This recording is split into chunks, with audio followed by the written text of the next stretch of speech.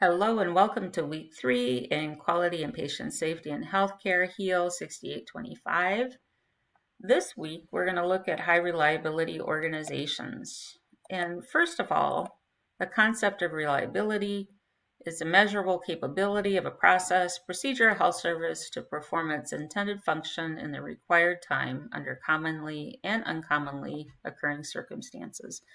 So if you go in for an operation, you want to make sure that everybody's getting the right pre-op checklist, evidence-based, things like that. If you go in for a lab, you want your lab to be back within the requisite amount of time, not want to wait too long. So you want reliable processes.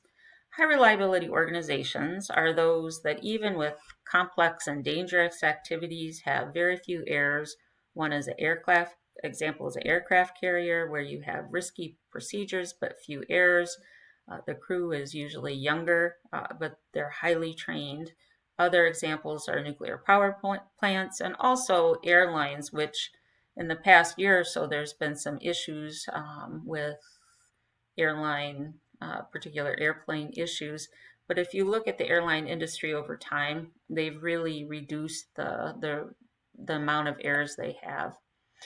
Week talked about sense making, and when you put people in unfamiliar roles, maybe they're different roles, there's an ambiguous task in a fast moving context where a small thing can become a large thing. Does that happen in healthcare?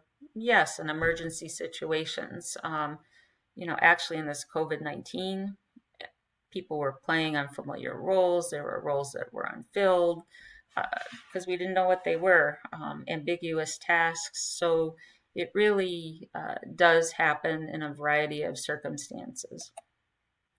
Birdie is a researcher who talked about how safe and unsafe procedures are. And actually, his example of being unsafe, and this is an older slide, was Himalaya mountaineering. Next on the list is cardiac surgery and helicopters. There's just an accident with Kobe Bryant and his helicopter. And as you go farther right, things are a little safer. You do have iatrogenic adverse events, but those aren't common risks. Road safety. As you get farther to the right, things are safer. Blood transfusions, anesthesiology, those two areas are bright spots in patient safety and quality because we have very few errors now as a result in those two disciplines. And farther on, you have aviation and nuclear industry. Now, the top row with the bars are some of the things that Birdie says make a difference. So you want to have team players. You don't want a superstar. And sometimes you see that concept with surgeons who are well known for certain procedures. You want people to be a part of the team and equivalent actors. And anesthesia actually has done a good job of that. For example, when you go in for a knee surgery, you might pick a surgeon based on outcomes. You don't really know who your anesthesiologist is. The idea is everybody has the same strengths and capabilities, so it doesn't matter.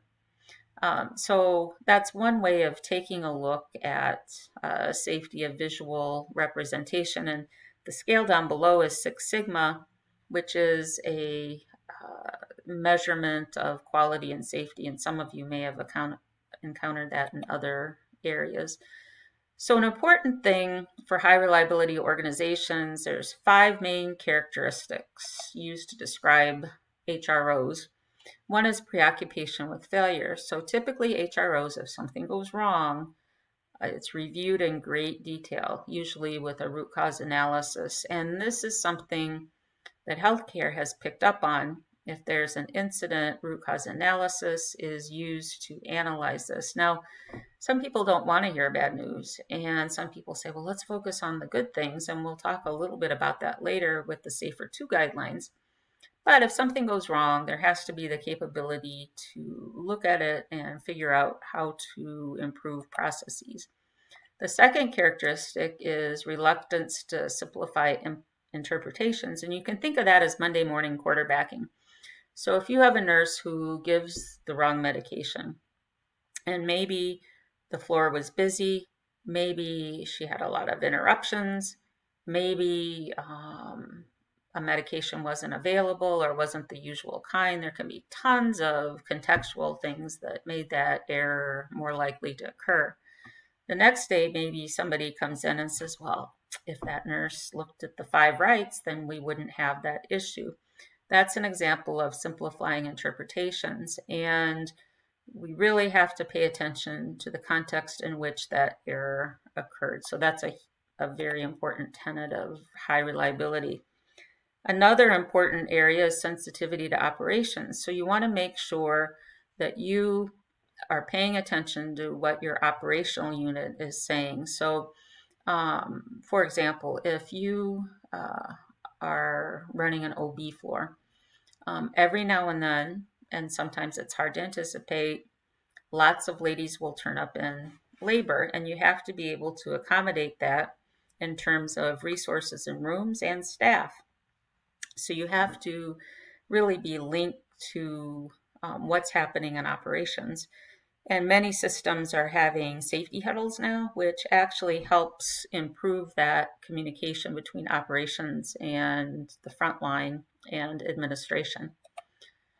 The fourth characteristic is commitment to resilience, and we'll talk about that a little bit later, but you have to be able to bounce back. If there's a stressor to the system, there has to be the capacity to bounce back through human resources. So your caregivers have to have that reserve. They can't all be burnt out and exhausted when the insult occurs. So we have to be able to bounce back, and well-being is a big piece of patient safety. And then finally, deference to expertise is the fifth tenet. And basically what that means is 2 things. One, you go to where the experts are. So if I'm designing a process, sometimes it happens in a conference room, then you try it out on the front lines and it doesn't work because the experts aren't in the room. You really have to incorporate people who work in that process to help develop what the new procedure, piece of equipment, etc. is. It also can mean the authority gradient, where somebody in a higher authority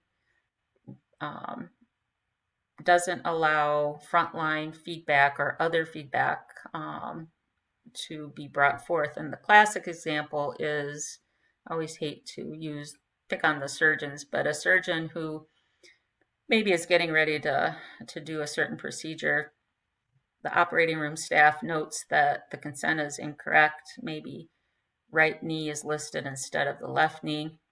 Brings it forward. The surgeon says, well, don't bring that to me now, and is mad because it is making the procedure longer, and really gets mad at the person bringing the issue forward. What happens the next day if that same person notes an issue, and maybe the first procedure went off, it was fine. Maybe the second day the same thing happens. And so that staff member is reluctant to bring that issue forward because they got hammered the day before. That's an example of the authority gradient. And maybe this time it doesn't go so well and the patient has the wrong operation on the wrong knee. And that can happen not only with the surgeon and the OR staff, but also with a more senior nurse, more junior nurses, pharmacists, physical therapy, anybody really, that can occur laterally as well. So deference to expertise is an important factor there. Now the question is, and you guys are reading the book, Managing the Unexpected, which really is a little bit of a blueprint to think about healthcare. So how do you operationalize this? And that's one of the things that healthcare has been trying to do for the past few years, and well, probably the last 20 years. And basically you have to have some systems and structures and procedures conducive to safety. You have to have a culture of safety. We'll talk about that later. You have to look at things prospectively and retrospectively, and often organizations look at things more retrospectively, and they should look at things more proactively to prevent error. And then training, simulations, drills, things like that. So HRO is approached in a variety of different ways by healthcare systems. Nobody's really solved it yet, but it is a work in progress that has brought some good outcomes. Now, when you design things using reliability framework, the lowest level of improvement is telling somebody to do it or to work harder. So, for example, if there's an error and somebody says, well, be aware, this can cause a drug interaction. That may work initially, but then people leave and you haven't seen it for a while, and that vigilance decreases. So it's better to have something that's hardwired in in levels 2 and 3, where you don't really have to think about it. So an example of something being wired in would be um, trying to close your car door with the keys in the ignition. The auto industry has hardwired that in, so it's really hard to do. And the same principles need to occur in healthcare. So you want to design the system to prevent failures. You want to make failures visible so they can be intercepted. And sometimes this is hard, especially with the medical record. There can be a coding error where several, even hundreds of issues can occur before it's caught. And then importantly, you want to mitigate errors once they do occur, because they will. It's a healthcare, humans, and we'll talk about human factors later. Errors will happen. But how, when one is detected, can you mitigate that error with the individual patient and maybe further patients too, as well as staff members? So one of the things we talk about reliability is, if we build reliability into systems, will we forget how to think? So sometimes you see those funny memes where, and here I am the older generation, but maybe my kids don't know how to use a dial phone, or maybe since we have IV pumps, people aren't as adept at calculating drip rates. So the key is we have to build and speak to backup systems. It's all about the system. So I hope you enjoy the readings this week. One of the readings is Berwick, and looking at Escape Fire, which is his presentation to IHI. And it really talks about how reliability intersects with healthcare. So I hope you enjoy your readings. This is what I think and the industry thinks is a good framework to consider for healthcare. It's a work in progress, so I'll be interested in all your thoughts. Everybody have a good week. Call, email if you have any questions. And I love to hear from you if you do want to email. Take care.